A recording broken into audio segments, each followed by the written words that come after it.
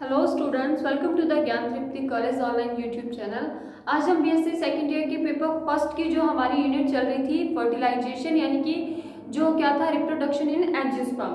तो हमें एम्ब्रियोलॉजी इन एंजियोस्पर्म पढ़नी थी। उसके अंदर हमने देखो स्टार्टिंग से क्या देखा था। उसके अंदर हमें ये देखना था कि जो एंजियोस्पर्म प्लांट्स होते हैं हमारे आसपास, उनके अंदर जो भ्रूण निर्माण होता है, यानी कि जो सीड बनता है, बीज बनता है, वो बीज बनने तक की जो प्रोसेस होती है वो कैसे होती है। तो सबसे पहले जो हमारा एंजियोस्पर्म प्लांट्स थे, उनके अंदर जो फ्लावर होता है वो कैसा होता है, रिप्रोडक्टिव प्लांट होता है। फ्लावर क्या होता है, रिप्रोडक्टिव प्लांट होता है। उसके अंदर male part and female part होते हैं। उनके अंदर क्या बनते हैं, male gamete and female gamete बनते हैं। और फिर उनके अंदर पॉलिनेशन यानी कि परागन की प्रक्रिया होती है। पॉलिनेशन की प्रक्रिया के अनुसार क्या होता है, पॉलिनेशन से जो मेल गैमेट है वो फीमेल गैमेट तक आता है और उसके बाद उनमें क्या होता है, निषेचन होता है। निषेचन के बाद देखो जो संरचना बनती है हमारे पास, उसे भ्रूण और भ्रूणपोष कहते हैं। हमने लास्ट क्लासेस में भ्रूणपोष की स्ट्रक्चर के बारे में पढ़ा था कि भ्रूणपोष होता है वो कितने प्रकार का होता है। तो भ्रूणपोष होता है वो कितने प्रकार का होता है, वो 3 प्रकार था। केंद्रीय भ्रूणपोष, कोशिकीय भ्रूणपोष और हेलोबियल भ्रूणपोष। अब केंद्रीय, कोशिकीय और हेलोबियल में जो डिफरेंस था वो भी मैंने आपको बताया था कि केंद्रीय भ्रूणपोष होता है वो सिर्फ केंद्रकों से बनकर बनता है, उनके अंदर जो कोशिका द्रव्य विभाजन होता है वो नहीं होता। और कोशिकीय भ्रूणपोष होता है जो उसके अंदर जब केंद्रकों के निर्माण के बाद उसके अंदर कोशिका भित्ति का निर्माण भी होता है। और जो हेलोबियल भ्रूणपोष होता है उनके अंदर केंद्रक भी होते हैं और कोशिका भित्ति भी होती है, यानी दोनों प्रकार का जो मिक्सचर होता है वो हेलोबियल भ्रूणपोष कहलाता है। यहाँ तक हमने पढ़ लिया था। आज हम भ्रूणपोष के बाद पढ़ेंगे भ्रूण के बारे में। तो देखते हैं जो भ्रूण निर्माण होता है वो कैसे होता है और भ्रूण होता है वो कितने प्रकार का होता है।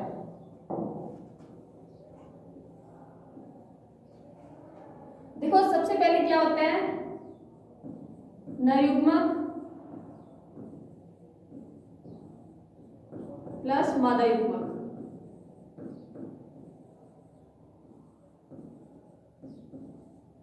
बना जायगोट। जायगोट यानी कि युग्मनज।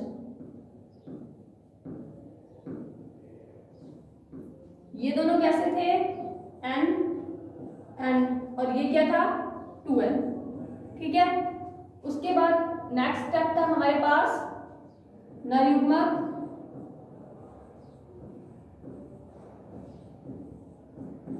प्लस ध्रुवीय केंद्रक।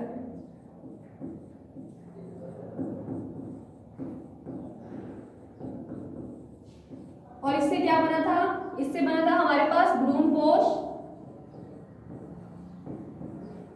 ठीक है, जो क्या था, जो 3n स्ट्रक्चर थी, त्रिगुणित स्ट्रक्चर थी। और ये त्रिगुणित क्यों थी, क्योंकि इसके अंदर जो ध्रुवीय केंद्रक थे वो द्विगुणित थे और जो नरयुग्मक था वो n यानी कि अगुणित था। ठीक है। अब देखो ये भ्रूणपोष का काम क्या था, भ्रूणपोष का काम था जो युग्मनज है, जो भ्रूण बन रहा है उसको क्या प्रदान करना, पोषण प्रदान करना। तो देखो सबसे पहले इस प्रोसेस को क्या बोल रहे थे, इसको बोल रहे थे डबल फर्टिलाइजेशन।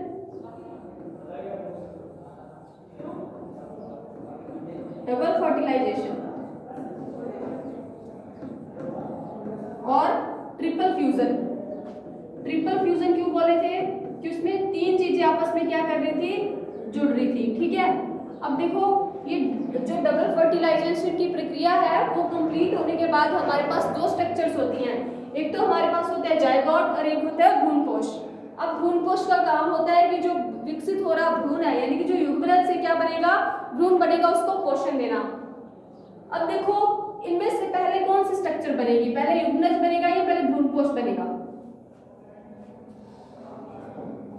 देखो ये हम कॉमन सेंस से देख सकते हैं कि अगर इसको बनने के लिए क्या चाहिए, पोषण चाहिए, तो पहले इसको पोषण मिलेगा तो इसमें क्या होगा, डेवलपमेंट होगी, विकास होगा। तो वो विकास किससे मिलेगा, ये विकास के लिए पोषण चाहिए और पोषण मिलेगा भ्रूणपोष से। तो इसीलिए पादपों में सर्वप्रथम भ्रूणपोष का निर्माण होता है।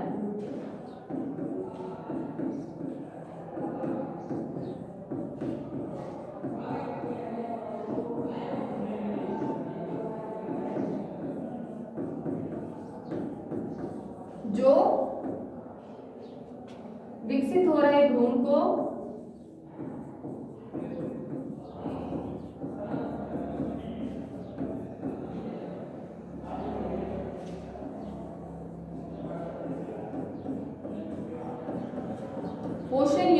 न्यूट्रिशन प्रदान करता है। ठीक है, समझ आ गया।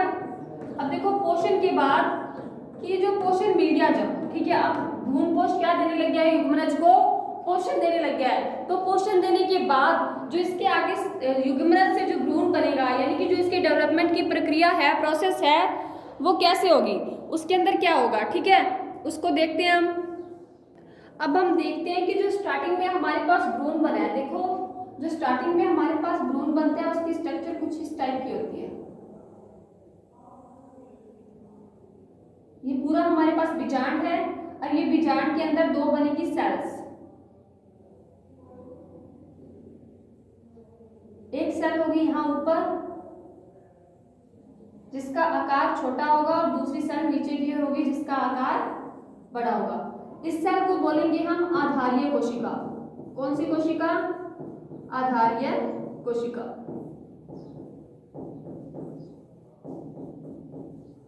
और ये सेल कहलाएगी हमारी शीर्षस्थ कोशिका। शीर्षस्थ कोशिका, ठीक है। अब ये जो हमारे पास है ये भ्रूण, जिसमें सिर्फ अभी तक दो कोशिका युक्त है जो भ्रूण, इसको बोलते हैं प्रो एम्ब्रियो। प्रो एम्ब्रियो यानी कि प्राक भ्रूण। अब इस प्रो एम्ब्रियो से जो एक विकसित भ्रूण है वो कैसे बनेगा उसको हम देखते हैं। देखो सबसे पहले हम यहाँ हेडिंग डालते हैं भ्रूण का परिवर्तन, यानी कि जो भ्रूण होता है उसका डेवलपमेंट कैसे होता है, डेवलपमेंट ऑफ एम्ब्रियो।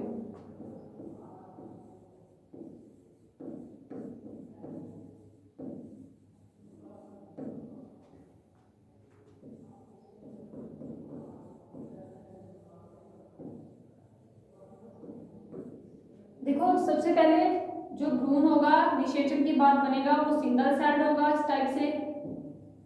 उसके बाद इसमें विभाजन से दो कोशिकाएं बन जाएगी,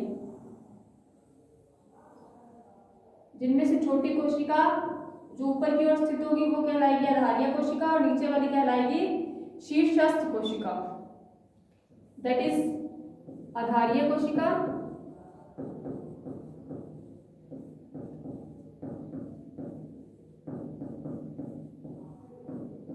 एंड दैट इज शीर्षस्थ कोशिका। ठीक है, अब इस शीर्षस्थ कोशिका को क्या बोलेंगे, इसे बोलते हैं एपिकल सेल।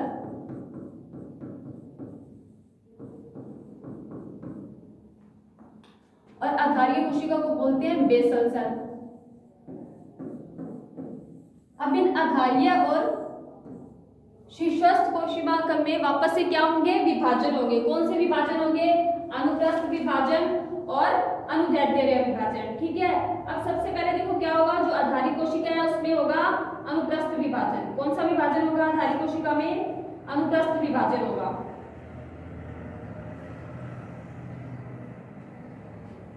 इस टाइप से आधारिक कोशिका में होगा अनुप्रस्थ विभाजन और शीर्षस्थ कोशिका में होगा अनुदैर्ध्य विभाजन। तो हमारे पास कुछ इस टाइप की स्ट्रक्चर बन जाएगी।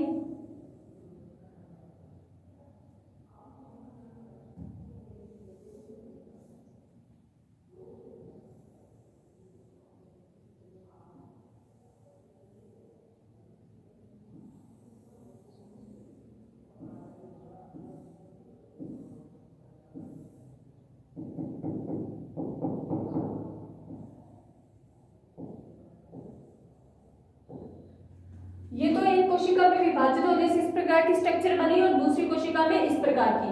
अब ये क्या है, अब इनमें होती जाएगी धीरे धीरे और अपनतिक व परिणतिक यानी विभिन्न तलों में इनके विभाजन होते जाएंगे। अब इनके अगर अलग अलग विभाजन होते जाएंगे तो इनके अंदर अनुप्रस्थ विभाजन होने से जो इनकी एक नीचे पूंछ युक्त संरचना है वो एक लंबी संरचना में परिवर्तित हो जाएगी।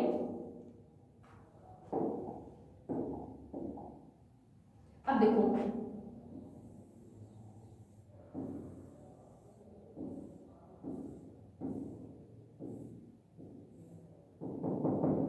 इस प्रकार से इसमें विभाजन होते होते ये जो सस्पेंसर है या निलंबक है ये जो लंबी संरचना होती है इसको बोलते हैं निलंबक। क्या बोलते हैं? निलंबक।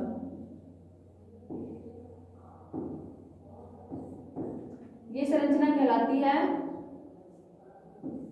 निलंबक। यहां सस्पेंसर, और ये जो ऊपर की स्ट्रक्चर है इसे बोलते हैं एम्ब्रियो जेल।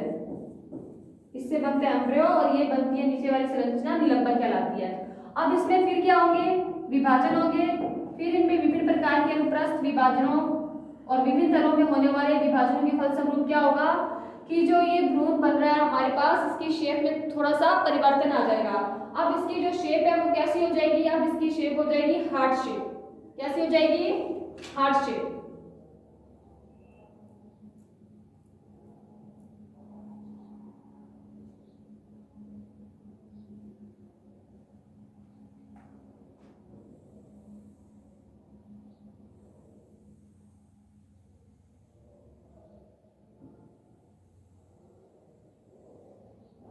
इस प्रकार ये जो भ्रूण है इसकी स्ट्रक्चर दिखने लगेगी। इस स्ट्रक्चर को बोलते हैं हार्ट शेप एम्ब्रियो।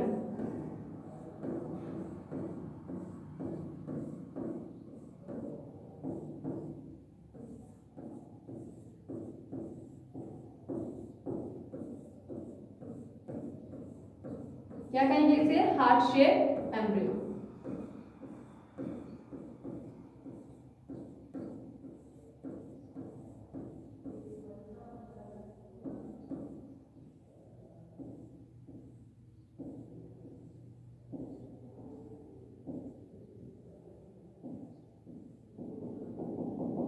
ठीक है, ये बन गया है हमारा हार्ट शेप एम्ब्रियो। ये लगभग क्या है? परिवर्तित भ्रूण है। अब इस हार्ट शेप एम्ब्रियो में देखो क्या होगा।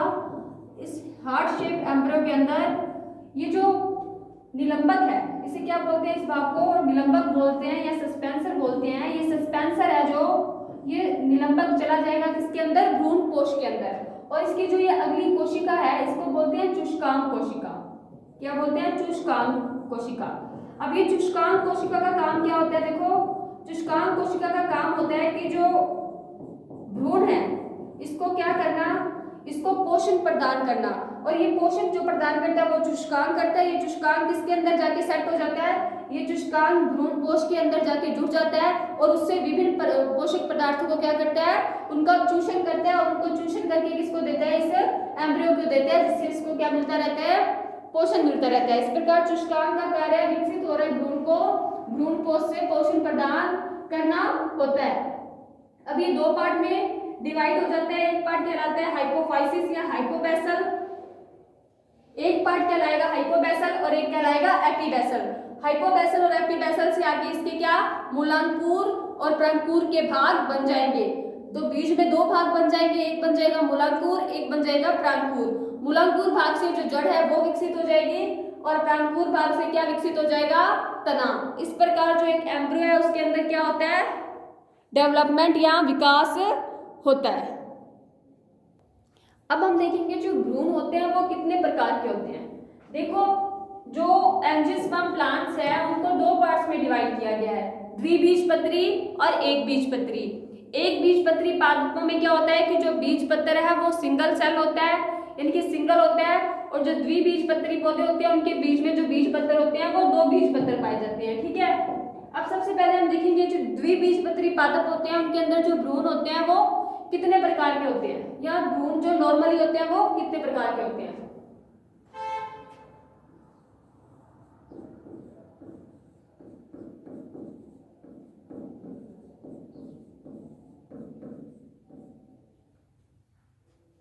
सबसे पहला होता है क्रूसीफेरी। कौन सा? क्रूसीफेरी भ्रूण।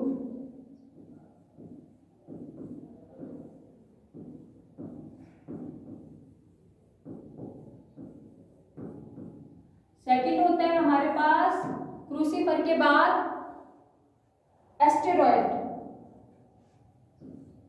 एस्टेरॉयड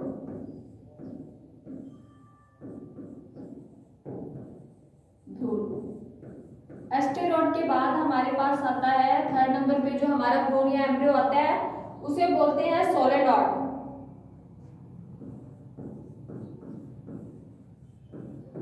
सोलेनॉइड भ्रूण। और नंबर 4 पे आता है हमारे पास कैरियोफिलाट। कौन सा आता है? कैरियोफिलाट।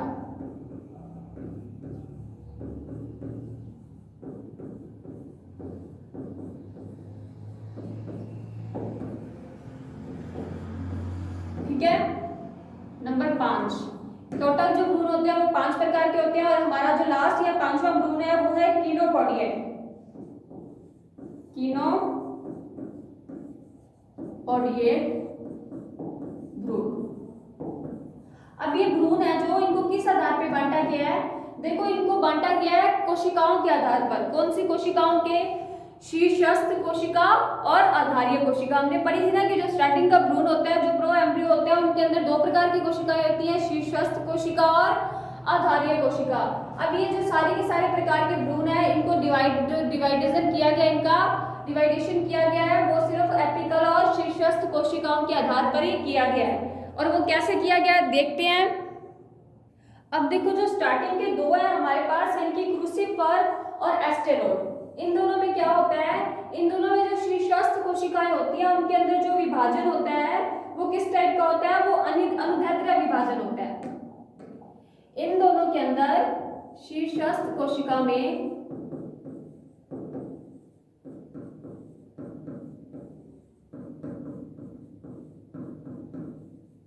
प्रथम विभाजन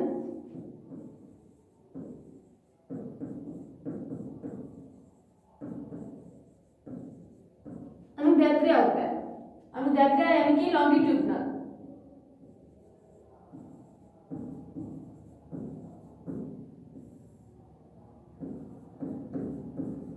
ठीक है।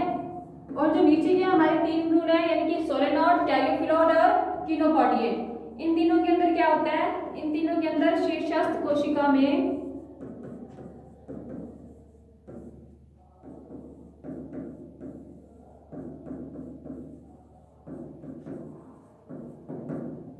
प्रथम विभाजन क्या होता है? प्रथम विभाजन अनुप्रस्थ होता है। कैसा होता है? अनुप्रस्थ होता है। समझ में आया? अनुदैर्ध्य और अनुप्रस्थ पे डिफरेंस। अनुप्रस्थ यानी कि हॉरिजॉन्टल और अनुदैर्ध्य यानी कि वर्टिकल। ये तो हो गया सिंपल जो इनका डिवाइडेशन है। उसके बाद देखो जो क्रूसिफर भ्रूण होता है, इसके अंदर क्या होता है? क्रूसिफर भ्रूण के अंदर जो भ्रूण निर्माण में मेन जो कोशिका भाग लेती है वो होती है आधारीय कोशिका।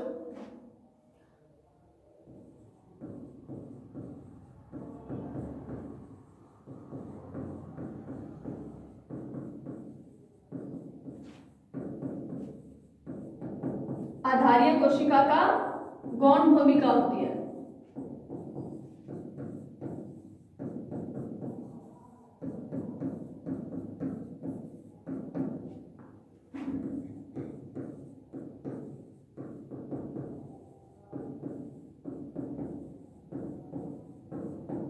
ठीक है। और उसके बाद जो द्विबीजपत्री पादप होते हैं यानी द्विबीजपत्री प्रकार के जो पौधे होते हैं उनमें ज्यादातर जो भ्रूण पाया जाता है वो कौन सा होता है? क्रूसिफर। तो हम नोट लगा के लिख लेते हैं यहाँ कि द्विबीजपत्री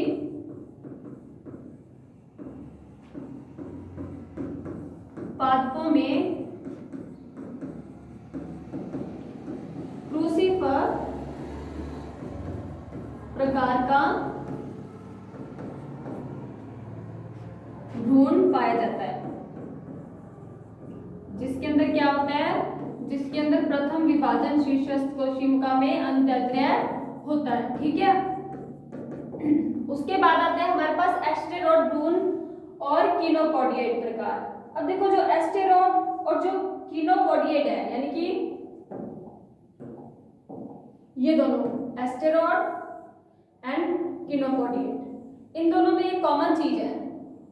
वो कॉमन चीज ये है कि इन दोनों प्रकार के भ्रूण के अंदर जो भ्रूण निर्माण में कोशिका भाग लेती है वो आधारीय कोशिका और शीर्षस्थ कोशिका दोनों समान रूप से भाग लेती है। भ्रूण निर्माण में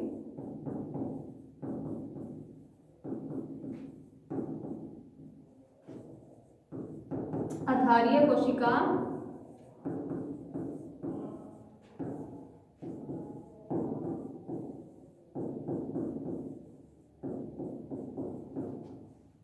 व शीर्षस्थ कोशिका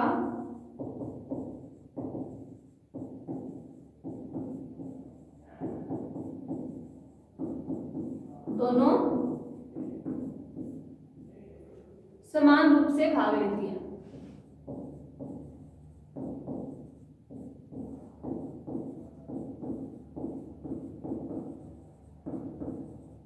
ठीक है, हो गया क्लियर यहां तक? ओके, उसके बाद देखो नेक्स्ट है हमारे पास सोलेनोड प्रकार का भ्रूण और कैरियोफिलाट भ्रूण। अभी सोलेनोड और कैरियोफिलाट भ्रूण में क्या होता है, देखो जो सोलेनोड प्रकार का भ्रूण होता है इसके अंदर जो कोशिका भाग लेती है वो होती है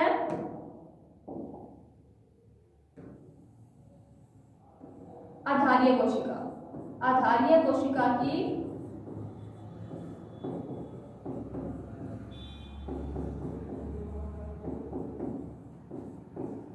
गौण भूमिका। ठीक है, उसके बाद नेक्स्ट हमारे पास रह गया है कैरियोफिलाट भ्रूण। अब कैरियोफिलाट भ्रूण में क्या होता है, देखो कैरियोफिलाट भ्रूण में होता ऐसा है कि इसके अंदर जो निलंबक होता है यानी कि जो सस्पेंसर होता है, हमने भ्रूण की संरचना में पढ़ा था ना, निलंबक शीर्षस्थ कोशिका से विकसित होता है। शीर्षस्थ कोशिका से विकसित होता है।